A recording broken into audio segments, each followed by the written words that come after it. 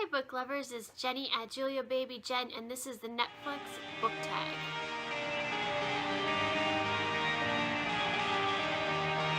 Alright, so I've seen this tag floating around for a little while, and I finally decided I'm just going to do this because I'm a major Netflix fan. I love it, so had to do this tag. And I will leave the link to the original video down below if I can find it. Number 1 is recently watched, a book you just finished reading, and I just finished reading A Study in Charlotte by Brittany Cavallaro. This book was really fun. I really enjoyed it. It is a modern day retelling of basically like a Sherlock Holmes mystery, but it's kind of in a world where Sherlock Holmes and Watson actually did exist and solve these crimes, but Arthur Conan Doyle then was their agent or their writer or whatever and actually published the stories for them. So in this book, these are the descendants of Holmes and Watson. We have Charlotte Holmes and Jamie Watson, and they're almost exactly like their counterparts. And they end up at a boarding school together in Connecticut, and a murder happens, and they are trying to solve the crime. And then the murderer is actually using the original Sherlock Holmes books as his what's the word I want to say, as his template for doing these murders. So he's following the plots in some of the books. So, and he's framing Jamie and Charlotte for them, so the police think that they're actually the ones who did it. So they're trying to clear their names, and it's a really fun book. If you love Sherlock Holmes and you love good mysteries, this is fun. It was very modern day. It really had like a very contemporary vibe as to what life is like for teenagers right now. So I really enjoyed that it was modern, but it was still had all the great things you find in a Sherlock Holmes book. So yeah, this was a really fun read. I gave it 4 stars. Number 2 is Top Picks, a book recommended to you based on another book you read.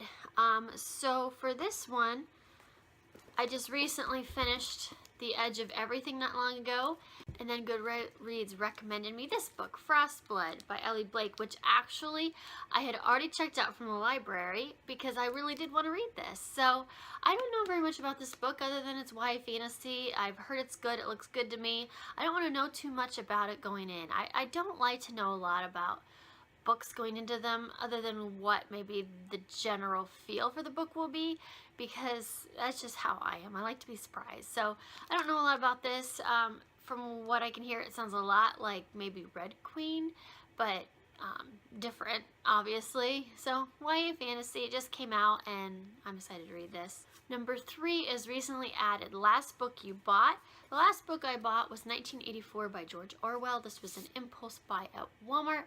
I have not ever read 1984, which is really weird because you would think I would have read, since I'm so into dystopians, you'd think I would have read this already, but I never read it as a teenager, and that's when I read a lot of my classics that I've read over the years, or in my early days of reading. So they just had it at Walmart in the cheap paperback section, so I grabbed it because I'm like, oh, I really do want to read this. So number 4 is popular on Netflix. Pick a book that you've read and a book that you haven't read that everyone else is talking about. Alright, so one I've read that everybody's talked about is An Ember in the Ashes by Sabaa Tahir. This was a really good fantasy. It had a few elements that I didn't love, mostly the love triangle stuff, but other than that, I thought this was a great dark fantasy. I loved it. I still haven't read the sequel, and I need to.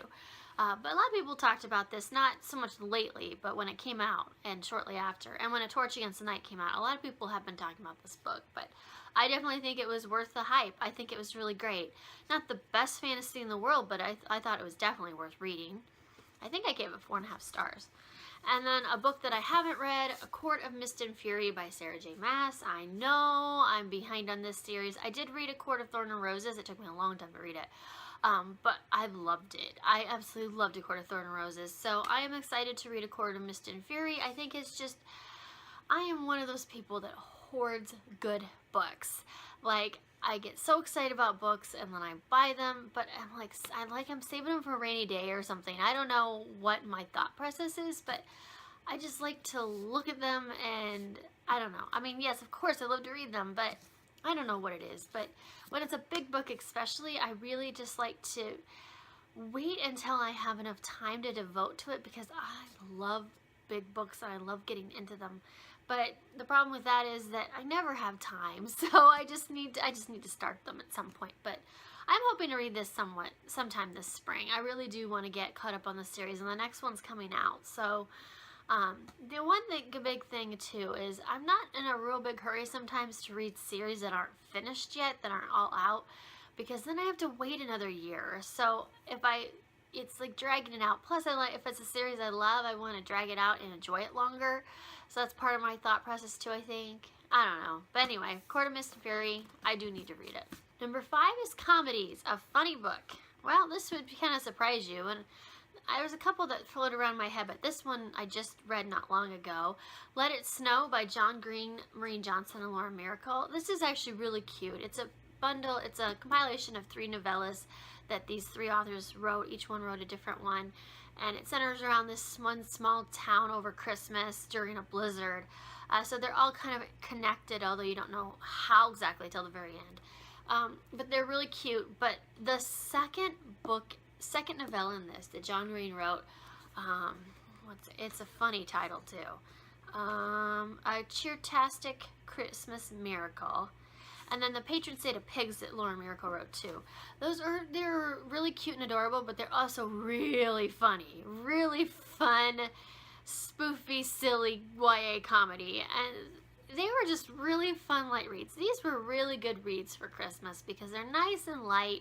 They still have that cozy feel you want for Christmas and cute romance, but they're also funny and light and just entertaining. So I definitely recommend this next year if you want a good Christmas book. And they're quick reads too. You can sit down and just read one novella at a time, and it's just, yeah.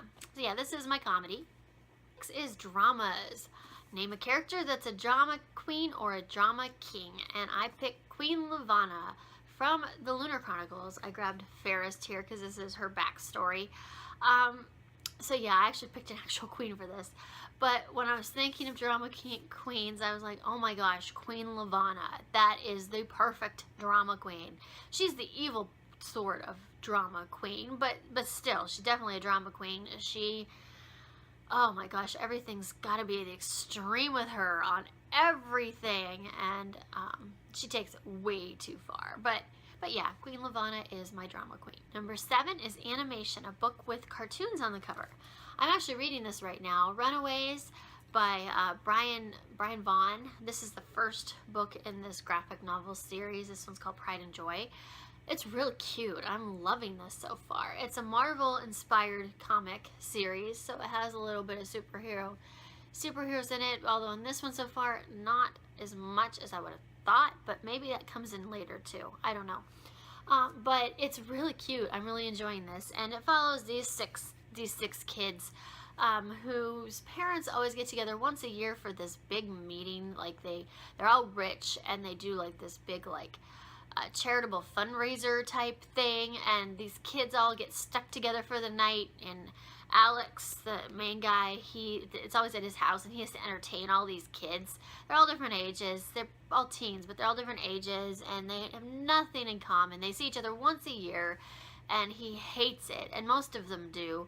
But they decide to do something different this time and spy on their parents in the library and see what all this fundraising secrecy thing's all about.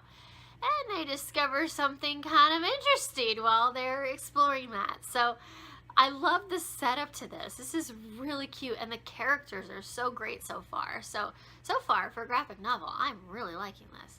8 is Watch Again, a book or series that you would like to reread. I have several. I went through my favorites, kind of looked at my favorites at the beginning of the year and thought, yeah, I want to reread this series this year.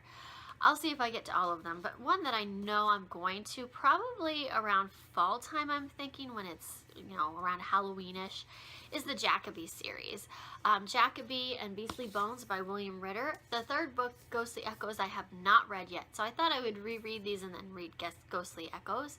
I don't know if another book's going to come out by then. There might be another book out by then, too. I don't know if he's continuing with the series or not.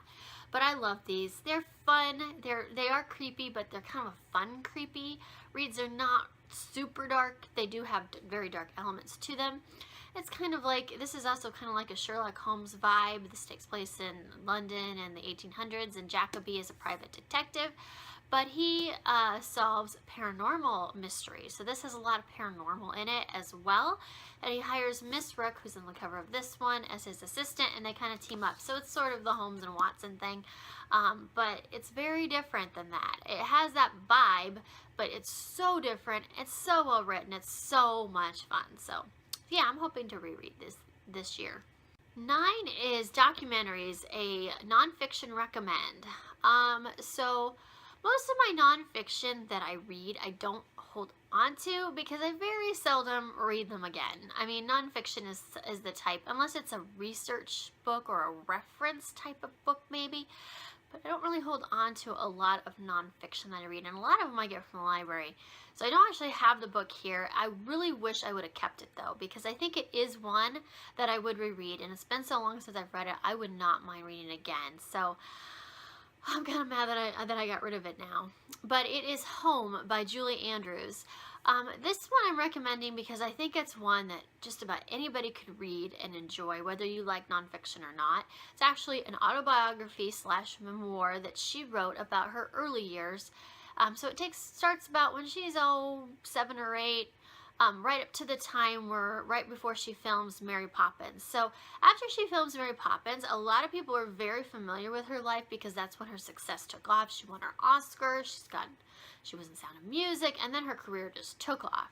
She had a lot that happened to her before that. It took a lot of years of performing before she got to that point where she actually was cast for Mary Poppins in Disney.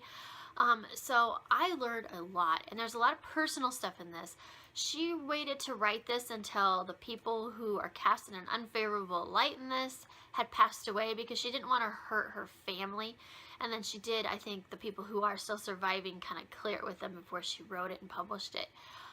She might have written it a long time ago and then waited to publish it, I'm not sure. But it's basically just about her early years, and so there's a lot about her personally.